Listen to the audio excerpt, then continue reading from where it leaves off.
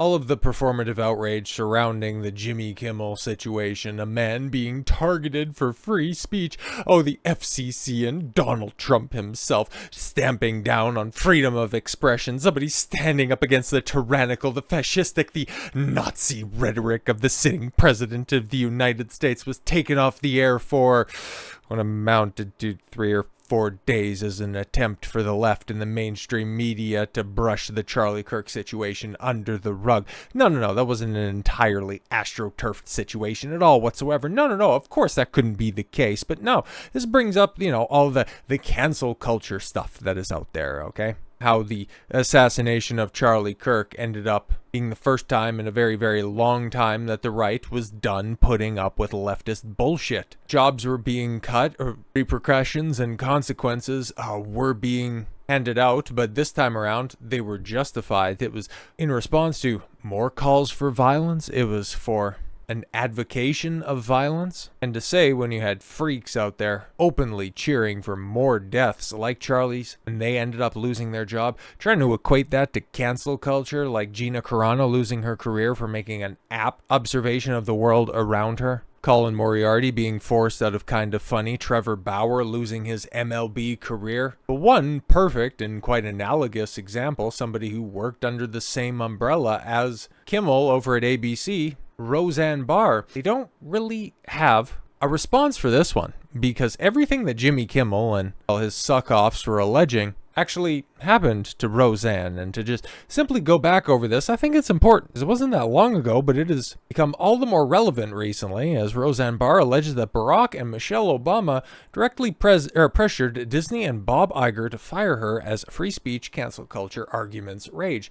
Yeah, because if we fail to remember the past, we're doomed to repeat it. So in the wake of Jimmy Kimmel being taken off the air for, 2 shows, Roseanne Barr alleges that Barack and Michelle Obama directly pressured Bob Iger and Disney to fire her from her own show.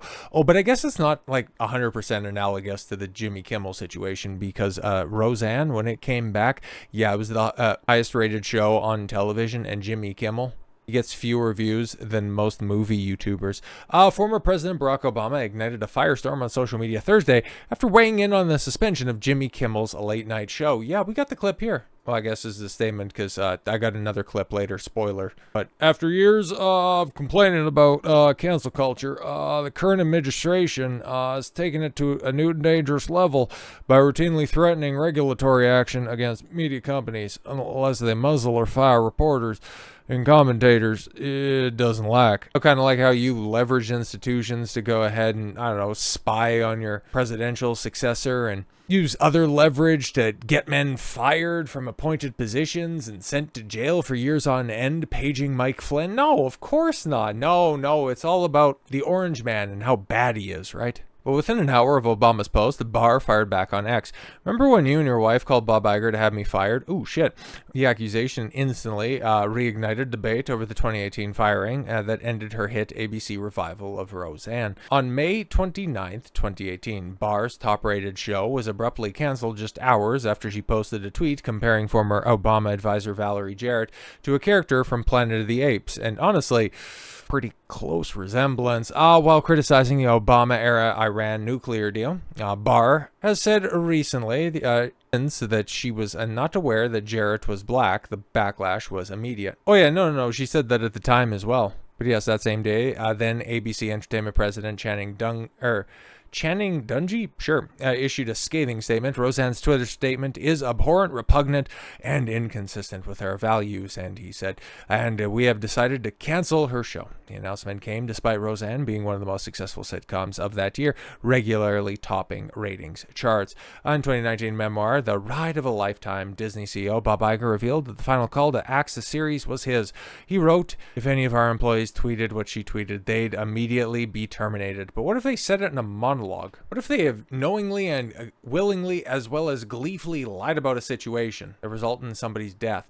But Iger also noted that before making the announcement, he personally called Valerie Jarrett to give her a heads up. The detail fueled speculation at the time about political influence behind the scenes, though Iger maintained the decision was based on Disney's internal standards. While Roseanne now alleges that both Barack and Michelle Obama were directly involved in pressuring Iger, there's never been public documentation proving such an intervention. The only only on the record link is Iger's call to Jarrett herself. Somebody who was, well, Barack Obama's second skin for most of his administration, in case you were unaware of that situation. But nevertheless, Barr's accusation has rekindled old debates about whether her ouster was truly a corporate decision or the result of outside political pressure. But even just circling back around to what old Barry had to say about my cancel culture and going, oh, what hypocrites on the right we have over there. But maybe he's starting to realize that, oh shit, he's kind of responsible for making a lot of this division. He's never going to admit to it, and he'll find a way to shirk any kind of responsibility, because that's the way that this fucker rolls. Most divisive, hateful president that we have ever had.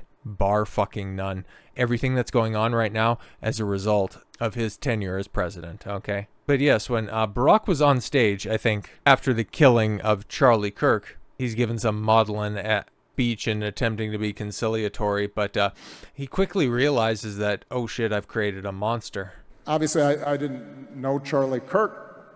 I was generally aware of some of his ideas. I think those ideas were wrong. But that doesn't negate the fact that what happened was a tragedy and that I mourn for him and his family. Obviously, I didn't... Yeah, his ideas are... I don't really know what he's about. I don't really know, but he was wrong because he's not me.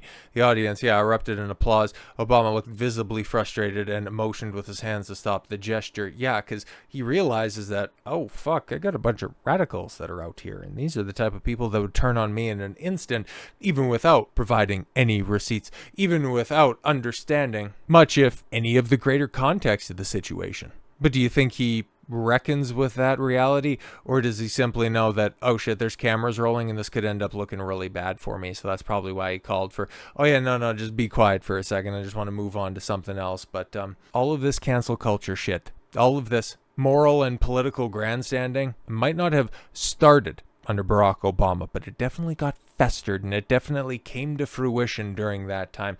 Everything that we're dealing with right now happened during those halcyon days between 2009 and 2017. So did he ultimately cost Roseanne Barr her job? Don't know for sure, but would it be terribly surprising? Absolutely not. So to say that, oh, Jimmy Kimmel was just another victim of political censorship is absolute dog shit. And to try to conflate him with anybody that got canceled by a bunch of rabid leftists are a bunch of liars and charlatans. But hey, do we really need another situation to drive that point home? Yeah, I don't think so. So with all that said, thank you all very much for the gift of your time. I've been Don Consuelo. I want you to follow your gut and get after it. Take care, everyone.